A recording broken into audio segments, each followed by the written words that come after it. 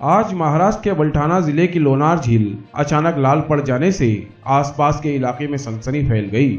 लोनार झील बुल्ढाना से 90 किलोमीटर दूर वाक़ है।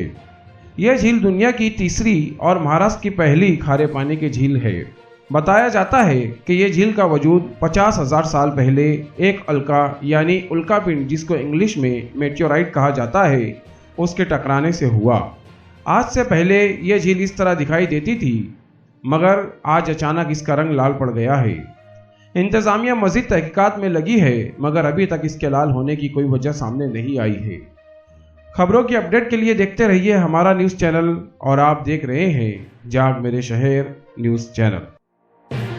ऐसे ही अवामी बेदारी वाली न्यूज़ के लिए हमारे YouTube न्यूज़ चैनल को लाइक, सब्सक्राइब और बेल आइकॉन को प्रेस करना ना भूलें।